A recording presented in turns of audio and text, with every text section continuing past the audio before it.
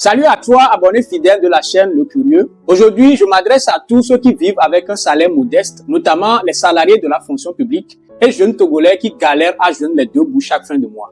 Tu penses peut-être que pour devenir riche, il faut un gros salaire. Je te dis d'entrée que c'est faux. Alors, je vous poserai une simple question à laquelle nous allons répondre tout au long de cette vidéo. Est-ce qu'il ne vous arrive pas souvent de constater qu'autour de vous, des gens avec un revenu modeste gagnaient ne serait-ce que grâce à des activités génératrices de revenus?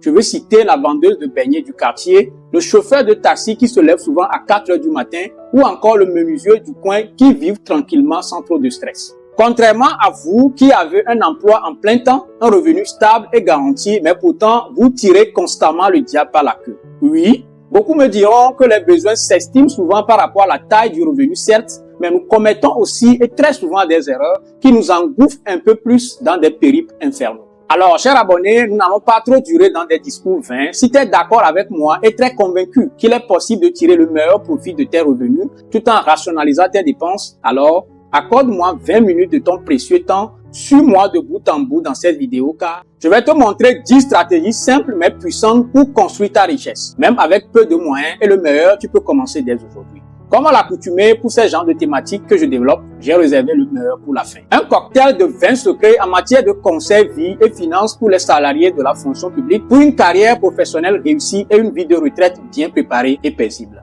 Allez, on se capte juste après ce vidéo.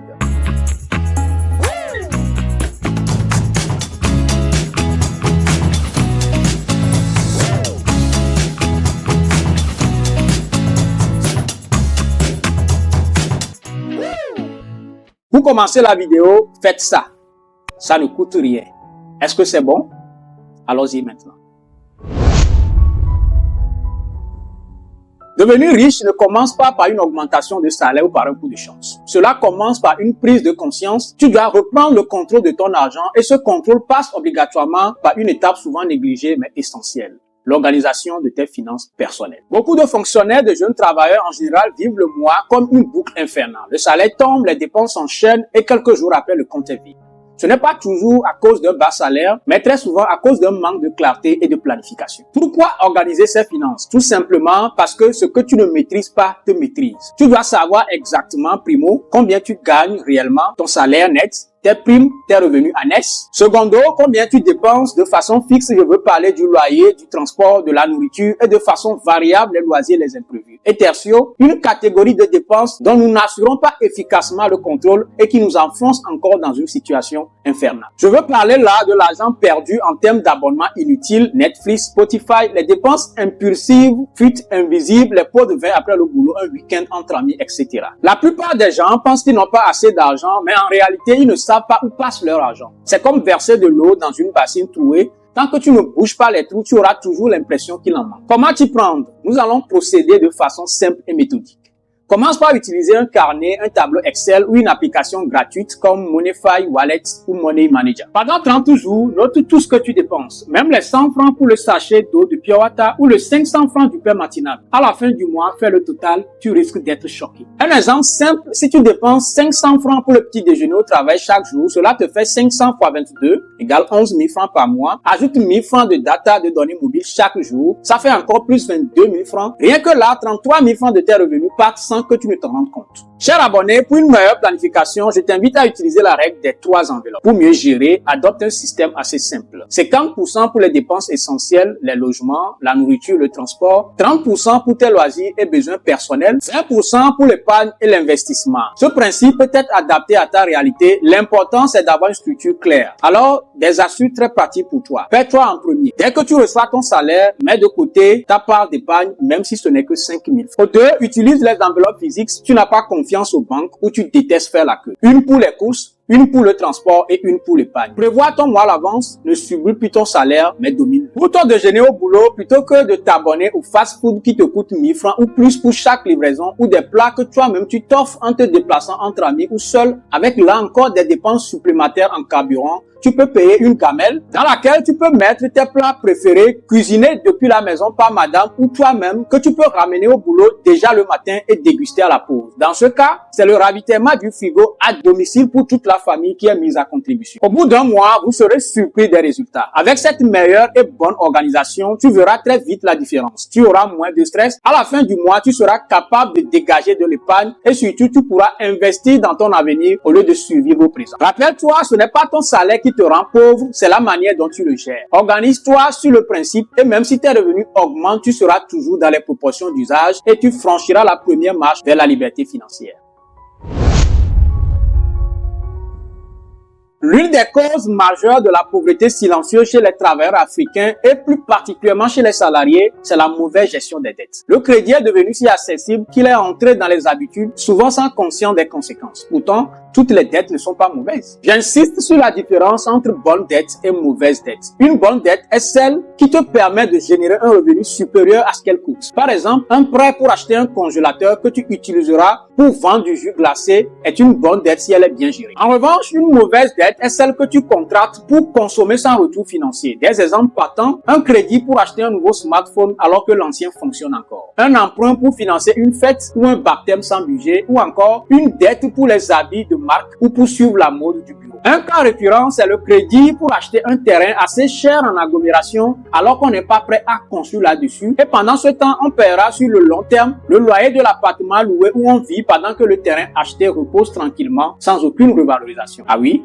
Je suis sûr que plus de 80% de ceux qui me suivent dans cette vidéo ont commis cette erreur dans leur premier crédit bancaire étant fonctionnaire. Sur ce dernier point, je sais que beaucoup peuvent ne pas être d'accord, mais on y reviendra dans une prochaine vidéo que je vais faire sur l'immobilier et vous serez certainement d'accord avec moi. Retenez juste que cette dette n'augmente pas ta richesse, elle te pousse à vivre au-dessus de tes moyens. Commence par faire le bilan de tes dettes. Avant d'éliminer les mauvaises dettes, tu dois avoir une vision claire de tout ce que tu dois. Note pour chaque crédit ou dette, le montant total, le taux d'intérêt s'il y en a, la durée restante, le montant mensuel remboursé. Tu verras que certains petits crédits accumulés grignotent ton salaire chaque jour sans que tu t'en rendes compte. Un prêt de 100 000 francs à rembourser avec 20% d'intérêt sur 12 mois représente une perte sèche de 20 000 francs, voire plus selon les frais cachés. Utilise la méthode boule de neige ou avalanche. Deux méthodes simples pour rembourser efficacement. Méthode boule de neige. Commence par rembourser la plus petite dette pour gagner en motivation. Une fois réglée, passe à la suivante. La méthode avalanche commence par la dette avec le taux d'intérêt le plus élevé. Cela te permet d'économiser davantage sur le long terme. Choisis celle qui te motive le plus. L'essentiel est de commencer maintenant, même si c'est petit. Évite d'en créer de nouvelles. Pendant que tu rembourses, n'ajoute aucune nouvelle dette de consommation. Cela revient à remplir une bouteille percée. Tes efforts servent à rien si tu continues à t'endetter. Alors, une astuce très importante, au lieu d'emprunter, utilise le troc, la location ou l'entraide familiale lorsque c'est possible. Préfère l'attente à la dette. Si tu ne peux pas l'acheter 2 fois cash, tu ne peux pas te le permettre pour l'instant. Les résultats sont très probants. En te libérant progressivement de tes dettes, tu vas libérer une partie de ton salaire, ce qui te permettra de respirer financièrement. Mieux encore, tu vas commencer à orienter cet argent vers l'épargne, l'investissement ou un fonds de sécurité. La dette bien gérée peut être un levier, mais mal gérée, elle devient une charge. Apprends à l'utiliser à ton avantage ou à t'en débarrasser totalement. Ici, nous sommes à un niveau micro de gestion de la dette. En ce qui concerne la gestion de la dette au niveau macro, si tu veux apprendre comment est-ce que les pays ou nos États gèrent les dettes extérieures ou en interne, je t'invite à suivre cette vidéo que je te mets en ligne ici pour découvrir tout sur l'endettement chronique qui plonge l'Afrique dans une impasse financière en cette année 2025.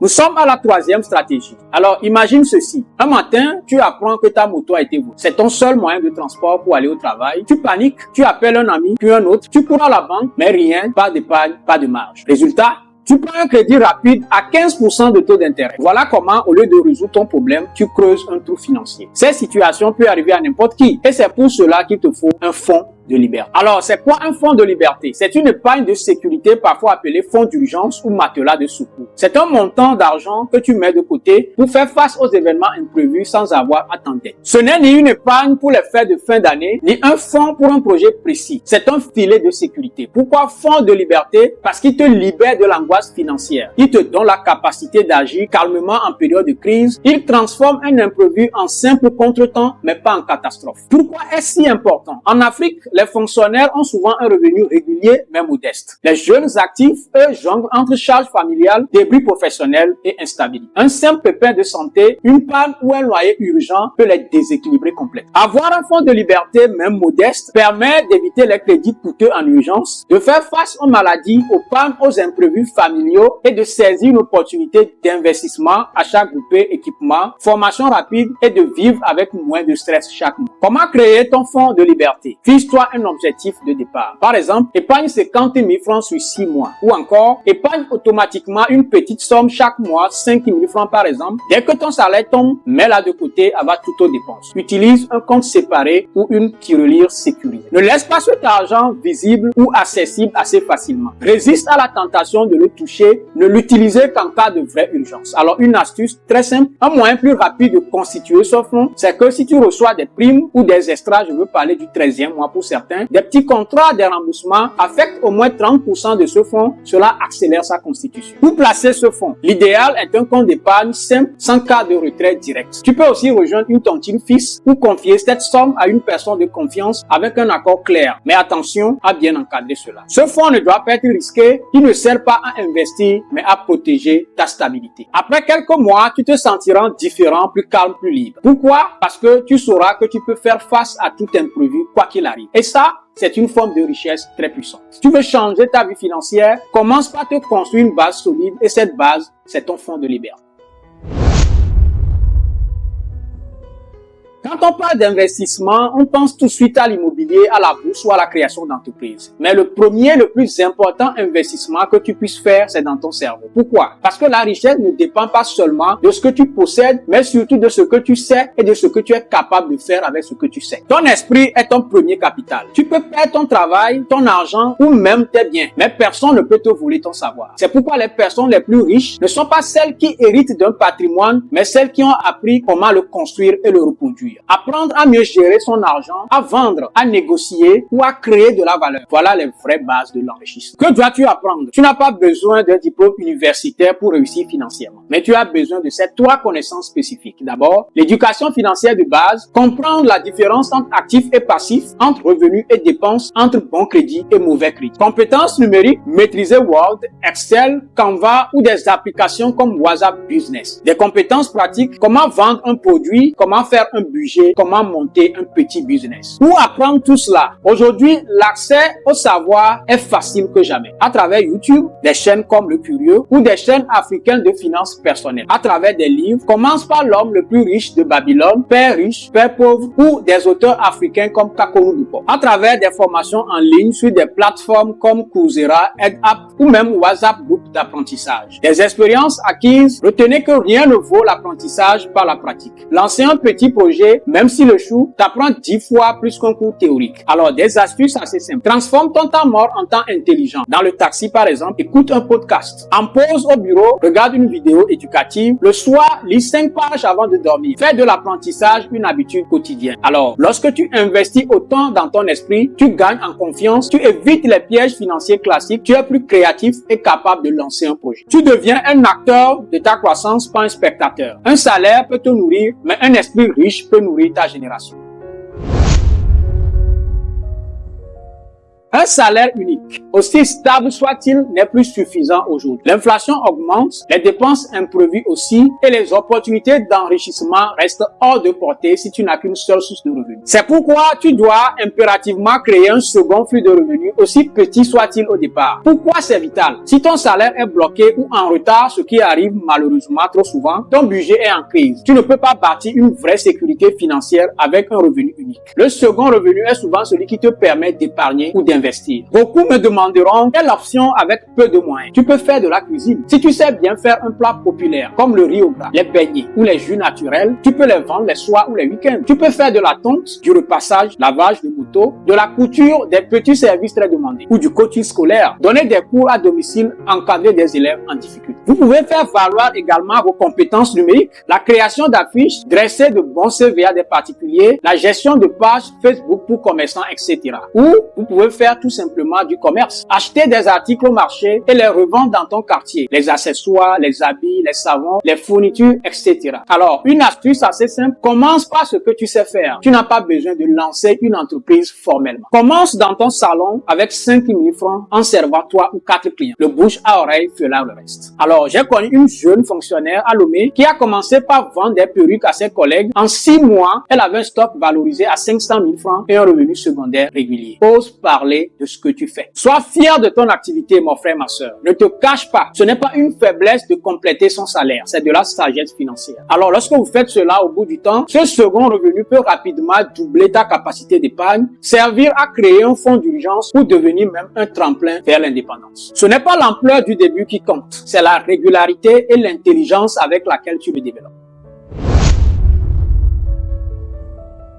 Nous sommes à la 6e stratégie et je vous dirais, l'un des plus grands mensonges que beaucoup croient, c'est qu'il faut être riche pour investir. C'est totalement faux. Ce qu'il faut, c'est savoir comment investir, même avec peu et surtout commencer tôt. Mes amis, ça commence à coup sûr par le changement de mentalité. Investir, ce n'est pas attendre d'avoir 1 million pour acheter un terrain, mais c'est surtout créer une activité qui rapporte, acheter des biens à revendre, participer à une tontine intelligente ou financer un petit outil qui te fera gagner plus. Si tu as 5 000 francs aujourd'hui et que tu les investis dans un petit commerce qui te rapporte 2 000 francs, tu viens de générer 40% de rente. La clé, ce n'est pas le montant, c'est la régularité. Alors, je vous ai répété ici des exemples d'investissements à réaliser avec peu et qui peuvent marcher dans ton contexte. Vous pouvez par exemple revendre du charbon de bois ou des épices en gros. Investir dans un stock de cartes de recharge ou de données mobiles, acheter une casserole et vendre de la bouillie ou du gari du soda, acheter une tondeuse d'occasion pour faire de la coiffure les week-ends. Alors ici, je répète un grand artiste togolais lors d'un récent interview qui avait dit que lorsque vous êtes cordonnier, menuisier ou maçon et que vous avez inscrit votre enfant à l'école, les week-ends permettez à cet enfant-là de vous accompagner dans votre boulot actuel, maçon, menuisier, coiffeur, et qu'il apprenne à pouvoir apprendre également ces métiers-là. Et en ce sens, vous essayez de développer sa capacité à faire autre chose en dehors des écoles. Alors, si un jour l'école ne marchait pas ou il n'arrive pas à trouver assez tôt du travail, cet enfant pourra suivre vos pas, pourra créer de la richesse à travers ce qu'il a appris avec vous. Mes amis, sachez juste qu'il n'y a pas de la honte à gagner de l'argent. Parce que la honte est plus grande lorsque tu dois plutôt commander à tes semblables, voire à tes petits frères de l'argent pour sauver une situation imprévue. Je t'invite à la pratique de la règle des 3 T, temps, test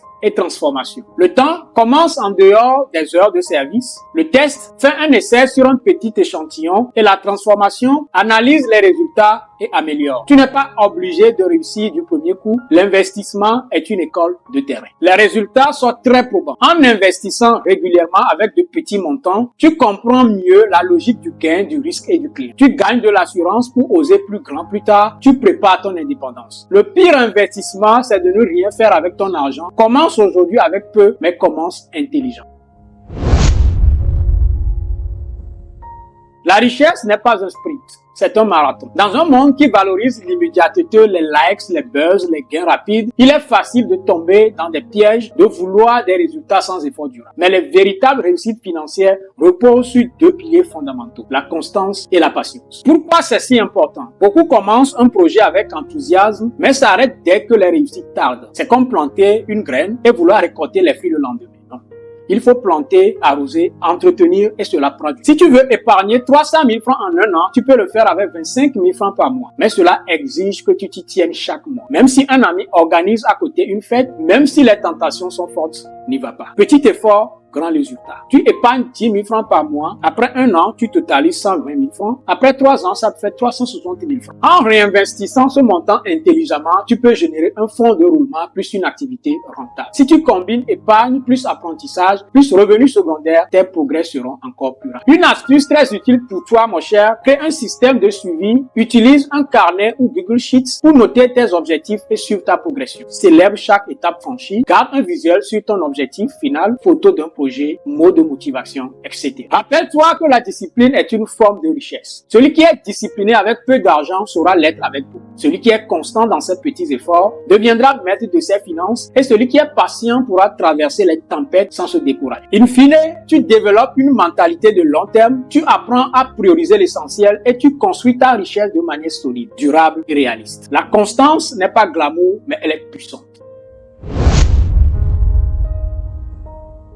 Il nous reste encore 3 stratégies à parcourir dans cette vidéo. Si en ce moment tu ne t'es pas encore abonné, c'est le moment de le faire pour me soutenir et pour ne rien rater de mes prochaines vidéos. Alors, les moments de crise économique, sanitaire, politique sont des temps d'incertitude et dans ces moments, la majorité panique, recule ou reste paralysée. Mais il existe une minorité qui sait que les crises créent aussi des opportunités. Pourquoi les crises sont stratégiques? En temps de crise, les biens perdent de la valeur. Les gens vendent à bas prix et certaines ventes dans certains secteurs comme la livraison, la santé, les produits locaux explosent. Pour celui qui est bien préparé, c'est-à-dire qui a épargné, qui est bien formé, qui est lucide, chaque crise est une occasion de grandeur. Alors, des exemples plus concrets, je me rappelais encore de cette période où la Covid a fait chavirer des tendances économiques des produits pétroliers, qui ont subi une nette diminution à la pompe. Par contre, certains produits comme les gels désinfectants, les masques de protection du nez ont vu leur prix tripler voire quadrupler et pendant cette période, plusieurs jeunes au Togo ont lancé des services de livraison à domicile. Puisque la majorité de la population était sous quarantaine, des ateliers de production locale de savon ou de vente de produits bio. Pendant les périodes de délestage fréquentes, de crises énergétiques qui ont secoué le pays il y a environ un an, certains ont investi dans des lampes solaires ou des kits de recharge et ont fait beaucoup de bénéfices. Quand les gens vendent des congélateurs, des motos à des prix cassés, celui qui a un fonds peut racheter et revendre après la crise. Je te montre là une astuce assez simple. Développe ta vision opportuniste positive. Demande-toi toujours, quel problème nouveau vient d'apparaître? Quelle solution simple puis-je apporter? Ai-je un peu de pagne pour agir? Puis-je m'associer à quelqu'un d'autre pour investir à deux? N'oublie pas, mon cher, un bon investisseur observe, anticipe et agit au moment où les autres doutent. Alors, en fin de compte, tu transformes la peur en stratégie, tu développes une résilience financière, tu ne subis plus les crises, tu les utilises pour te positionner intelligent. Prépare-toi pendant les périodes calmes, car quand la tempête arrive, les graines de ta richesse y trouvent un terrain fertile.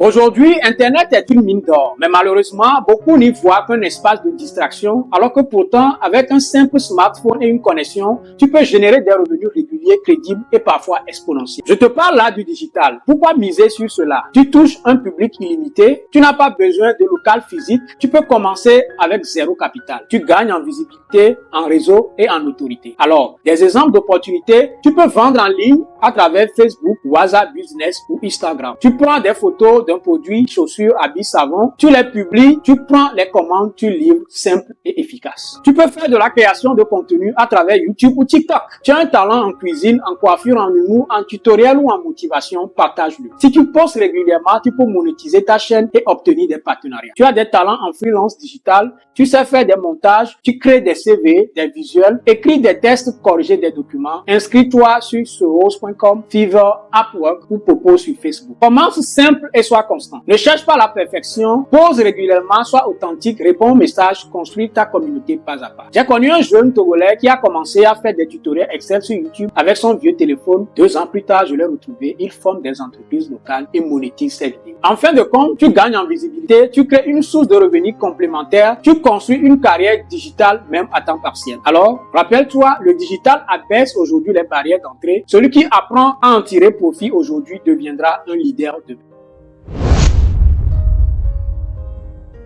10e et dernière stratégie très importante, tu veux aller vite, va seul, tu veux aller loin, va avec les bonnes personnes. Ce proverbe africain dit tout. En matière de finances et d'ambition, ton entourage peut être ton accélérateur ou ton frein. Pourquoi l'entourage est crucial? Tes amis influencent ta manière de consommer. Tes collègues t'inspirent ou au contraire t'endorment. Ton entourage te pousse à rêver grand ou plutôt à rester petit. Rappelle-toi, si tu veux t'enrichir, tu dois t'entourer de gens qui parlent projet, solutions, idées, mais pas seulement de problèmes, de potins ou de jalousie. Que faire concrètement? Identifie 2 à 3 personnes authentiques autour de toi. Elles ne doivent pas être forcément riches, mais motivées, curieuses et honnêtes. C'est un petit cercle d'échange mensuel. Objectif, parler finances, lire un livre ensemble, se fixer des mini-objectifs, éviter les relations toxiques. Si tu fréquentes des gens qui se moquent de tes projets, qui te tirent vers les dépenses, éloigne-toi poli. Trouve des mentors, même virtuels. Tu ne connais personne qui pense comme toi, pas grave. Suis des créateurs de contenu inspirants, lis leurs livres, rejoins des groupes WhatsApp sérieux, tu seras stimulé positivement. Vous savez, j'ai connu un jeune de Dapayon qui a rejoint un groupe Facebook d'entrepreneuriat africain. Un an plus tard, il a lancé son projet de transformation de soja grâce à une idée partagée dans ce groupe. Au bout du compte, tu te sens soutenu, compris, motivé, tu reçois des conseils, des idées et des opportunités. Tu grandis avec ton cercle, tu multiplies les chances de réussir. Le bon entourage est un levier invisible mais puissant. Choisis bien ceux qui t'accompagnent dans ton chemin vers la liberté financière. Alors, si tu veux découvrir comment utiliser le silence stratégique dans ton entourage pour mieux réussir dans ta vie professionnelle ou personnelle et même en équipe, dans ton entreprise, alors je t'invite à suivre ce masterclass que je te mets en ligne ici. Cette vidéo scrute les différents moments où tu dois faire preuve de silence sur tes secrets pour briser les chaînes du mal. Place maintenant la partie la plus intéressante aux 20 bonus et conseils à ne pas négliger et surtout à pratiquer au quotidien pour un épanouissement professionnel et une retraite garantie et surtout bien préparée. Conseil 1. Anticipez la construction de votre propre demeure, qu'elle soit située en milieu rural ou urbain. Ériger une maison à l'âge de 50 ans ne constitue pas en soi une prouesse. Évitez de vous accoutumer au confort apparent des logements sociaux, car celui-ci peut s'avérer illusoire et paralysant. Offrez à votre famille un cadre de vie stable et épanouissant sous votre propre toit. Conseil 2. Accordez-vous le droit de rentrer régulièrement chez vous.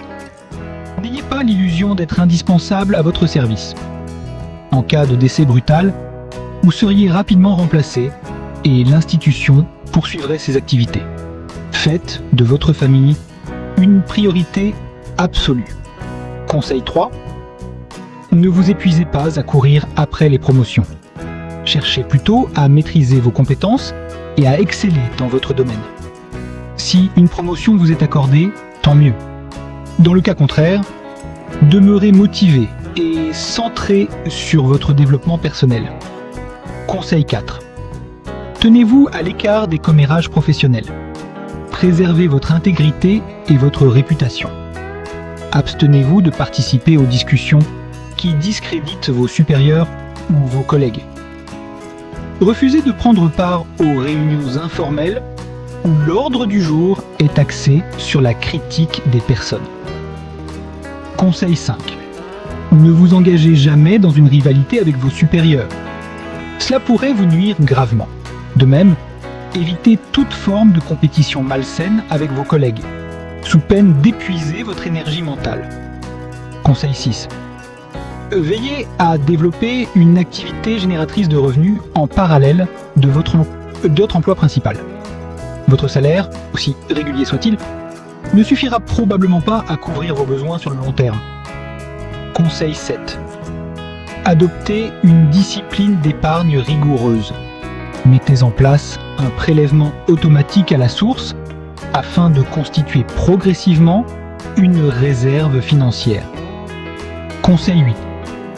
Si vous devez contracter un prêt, faites-le dans le but d'investir ou de transformer positivement votre situation, non pour satisfaire des désirs de consommation. Réservez les biens de luxe à vos revenus issus d'activités rentables. Conseil 9. Préservez la confidentialité de votre vie privée, notamment votre mariage et votre foyer. Ne mêlez pas votre sphère familiale à vos activités professionnelles. Conseil 10. Soyez fidèle à vos convictions et croyez en la valeur de votre travail. Ne cherchez pas à vous faire remarquer de manière excessive auprès de vos supérieurs. Vous risqueriez de perdre la confiance de vos collègues sans garantie de fidélité durable de votre hiérarchie. Conseil 11. Planifiez une retraite anticipée. L'instant idéal pour commencer à y réfléchir coïncide avec la réception de votre lettre d'embauche. L'autre meilleur moment, c'est aujourd'hui. Envisagez votre départ dès vos 40 ou 50 ans dans la pleine possession de vos moyens. Conseil 12. Adhérez aux mutuelles et structures d'entraide professionnelle et demeurez un membre actif. Ces dispositifs pourraient s'avérer décisifs en cas d'aléa de la vie. Conseil 13. Utilisez vos congés annuels à des fins constructives, comme le développement de votre résidence principale ou la concrétisation de projets personnels. La manière dont vous employez vos congés en dit long sur la vie que vous mènerez une fois retraité.